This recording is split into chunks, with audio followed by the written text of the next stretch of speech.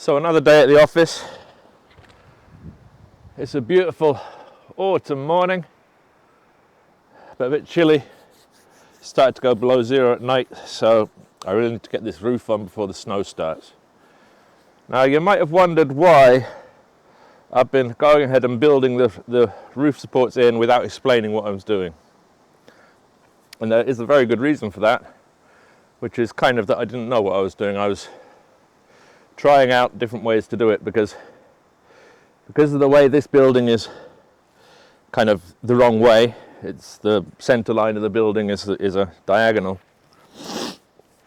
I couldn't do it the way I would normally do a building. On a normal building, I would set one support over at one side, one support at the other side, get them both level with each other, and then take a chalk line and make a line along the wall, which gives me how far I need to sink in all the supports. I can't do that on this one because there's all these other logs coming out in the way. I can't get a chalk line in. So I think I figured out the way to do it, and I'll show you that next.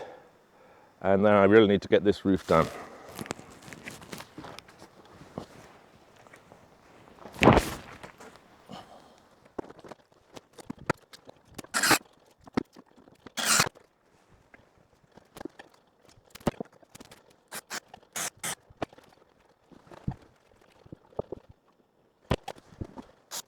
Yes, so with each support that I put in, I first place in one of these, or two of these horizontals.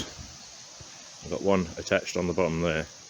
I apologise for the shakiness. I'm going to have to use this camera because the other camera is no good for close-ups.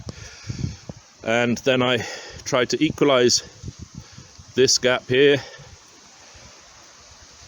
Get them about the same. I'm not measuring them, I'm doing that by eye, but it's exact enough for this.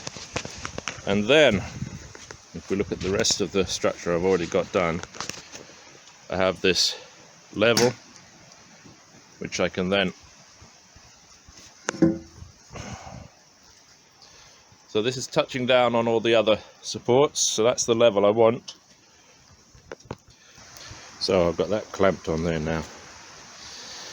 So what that then allows me to do, I know that this here is the level I want this beam to be at, the top of this beam. So I can now take a measure there. Let me see if I can get a good angle. I can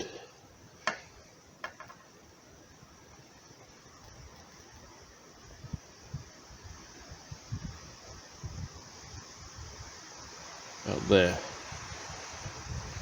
And now that's the amount that I need to drop that beam. So I'll go calibrate this,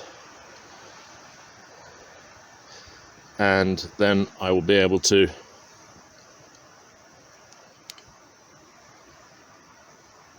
draw on here where that notch is going to go.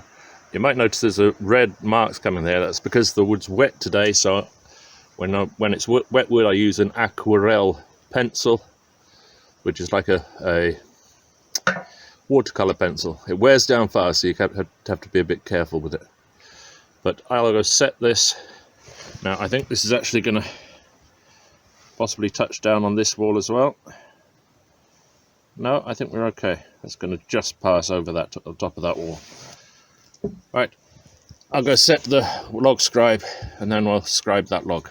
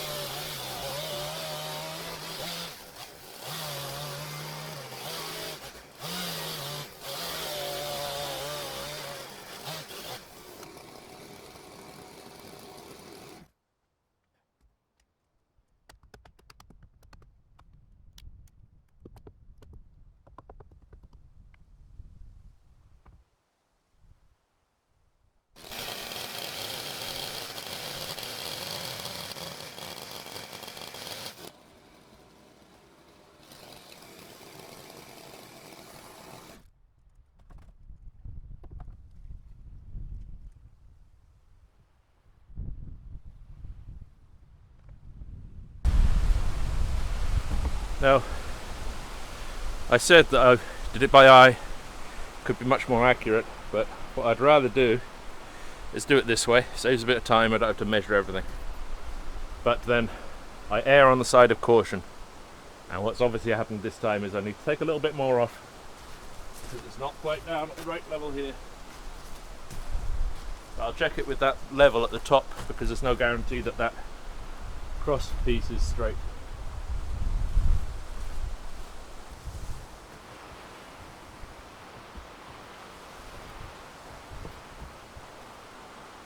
Okay, the height at the point it crosses the log is perfect, but it's a little bit too high further over here, so I'll take a little bit off at this side of this groove, and that'll bring the top end down, the bottom end up, which is what it looks like it needs.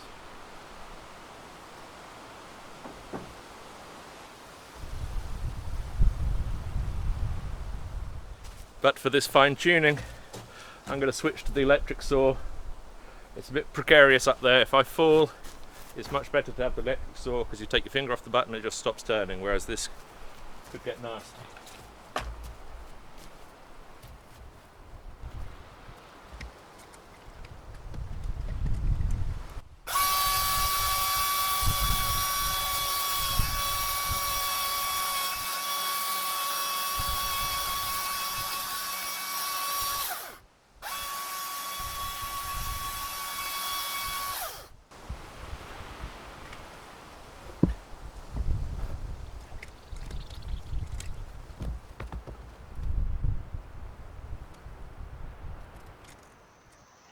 Okay, so I'm now putting in this support. So again, I put in this horizontal and this horizontal. There's actually one at the back as well.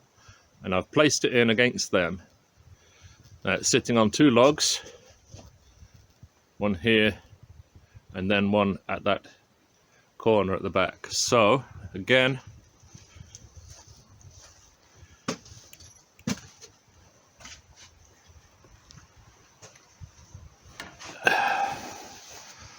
I put on this guide level,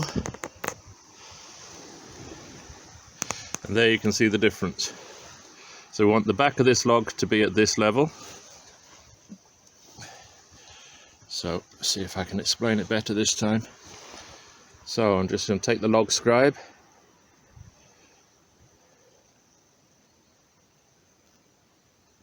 just like that.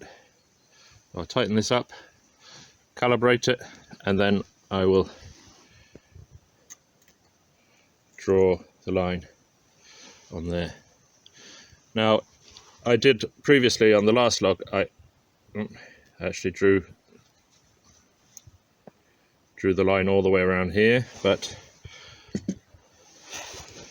just as easily you can just take a pencil, lay it flat against the log, the beam, and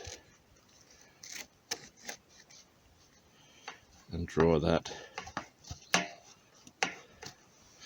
Bearing in mind that a standard pencil is, I think, 7.5 millimeters thick from flat to flat. So when I'm cutting, you can see there's a little gap there. I'll cut about 3 millimeters inside the lines. So then, once I've marked this one, I'll then go do the same thing up there. It'll be a bit different, but so that's why I'm doing them separately. Then I'll cut the notches, sink it down, screw it on, and repeat. So something I have to consider. This building is going to have really long eaves, and the reason I like that is that a major factor with how long a building is going to last is how long the eaves are. Keep the water well away from the walls. Now this is actually going to be at about this point, going off this way. But this is quite a big overhang. This is only resting on that one, well, resting on two logs which are very close together. So I want a bit more support in here, and I can do that easily in here, in this instance, because of this log. I'm going to put another one of these cross supports on, but I'm going to flatten off the top of this log so it's resting right on here. And that's going to add a bit of support. I'm going to have to figure something out for the next one as well, but I'll deal with that as I come to it. So before I fix this in place, I will level off that and put in a cross piece.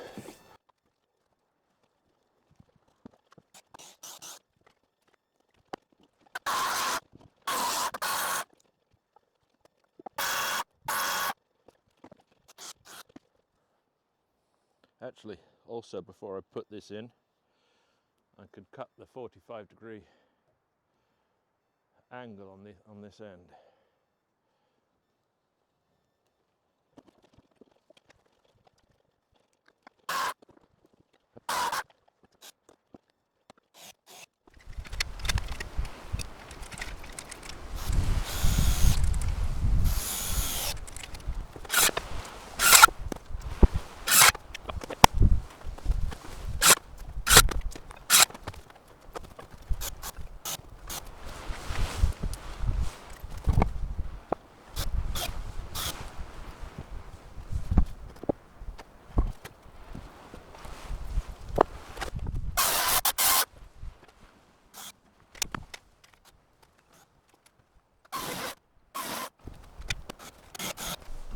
So that went quite nicely. Now that I've got two of these, what would you call them, joists, beams, in which will be on the 45-degree wall, I can cut the end of this new one at 45 degrees and put in a plank there so that I've got something to attach on for the next beam. Or I can establish this 45-degree edge right now anyway.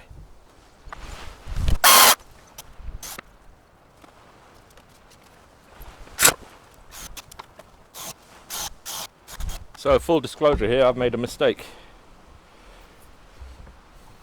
I started the 45-degree angle over there, and I should have started it over there. It means that overhang is now 1.5 meters where I was aiming for 1.10 meters. So I'm gonna move. Can I zoom in on this?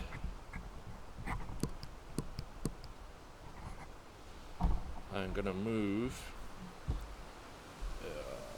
that horizontal, move it up a bit, and then redraw the 45-degree line and recut that.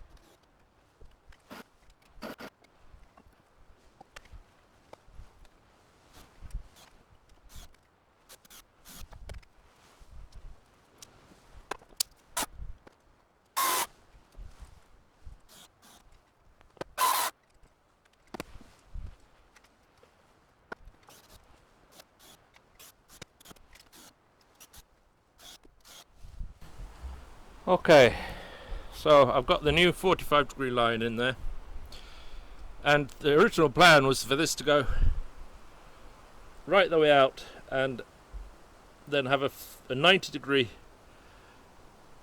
corner there going all the way to the front. But I'm kind of rethinking that, because the length of this one that you see there, it's a little bit too long, but it's not much. It's only about 20 centimeters coming off of that, and I'm starting to think that's going to look stupid. I'm thinking maybe what we'll do is use this 45-degree line, but then go along there, cut that corner off before then going up the front. I'm going to mull on that overnight, come back and carry on tomorrow.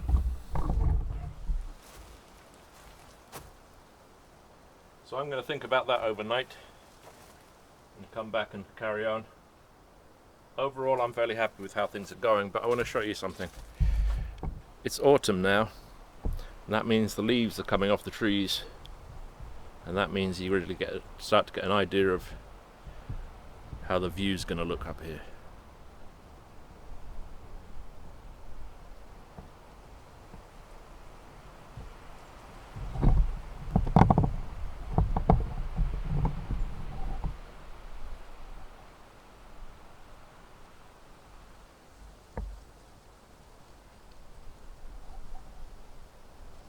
Not a bad spot.